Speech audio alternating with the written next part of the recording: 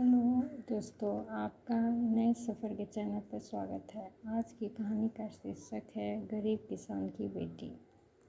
एक बहुत गरीब किसान था। वह अपनी बेटी के साथ एक छोटी सी झोपड़ी में रहता था। उसके पास खेती करने के लिए इतनी कम ज़मीन थी कि उसकी फसल को बेचकर उसे बिल्कुल थोड़े से रुपए मिलते थे। उन रुपयों से वे लोग ठीक से खाना भी नहीं खा पाते थे। वह राजा के पास अपनी समस्या लेकर गया। राजा दयालु था। उन्होंने किसान को अपनी ज़मीन में से कुछ ज़मीन दे दी खेती करने के लिए। उन्होंने कहा, यह ज़मीन तो हमारी ही रहेगी, लेकिन उस पर उगने वाली फसल तुम्हारी होगी। किसान ने राजा को बहुत बहुत धन्यवाद दिया। एक दिन वह खेत की जुताई कर रहा था, तभी उसका हल किसी कठोर चीज़ से टकराया। उसने वहाँ खोदकर देखा तो उसे सोने की एक ओखली मिली। किसान ईमानदार था। उसने अपनी बेटी से कहा, हमें यह ओखली राजा के खेत से मिली है। जिसकी ज़मीन है उसी की यह ओखली भी है, इसलिए हमको इसे राजा को लौटा देना चाहिए। किसान की बेटी बोली, नहीं पिताजी, आप ऐसा मत कीजिए। आपको सिर्फ ओखली मिली है। यदि राजा ने आपसे इसकी सोने की मूसल भी मांगी तो आप क्या करेंगे? आप इस ओखली को अपने पास ही रखिए। लेकिन किसान को यह बात ठीक नहीं लगी।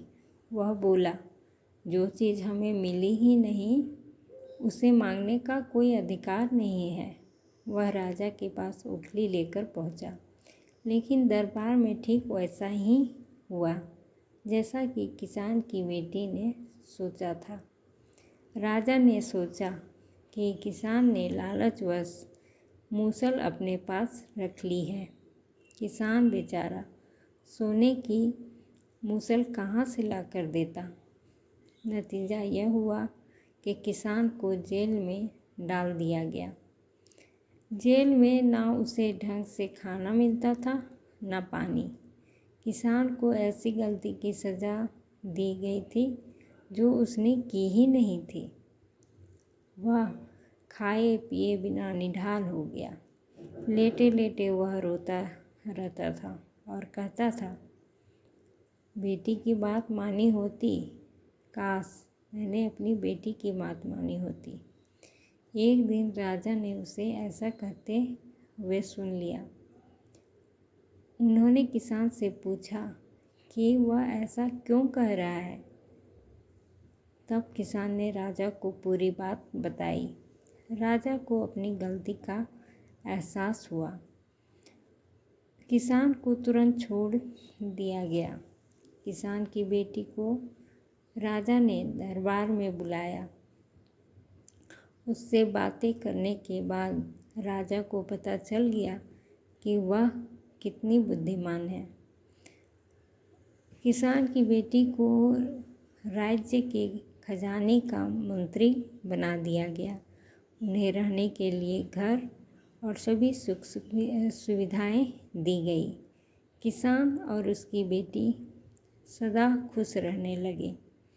किसान को थोड़ा कष्ट ज़रूर झेलना पड़ा, लेकिन अंत में जीत सच्चाई की ही हुई। दोस्तों, आपको हमारी कहानी कैसी लगी ज़रूर बताएं और चैनल को सब्सक्राइब करें। धन्यवाद।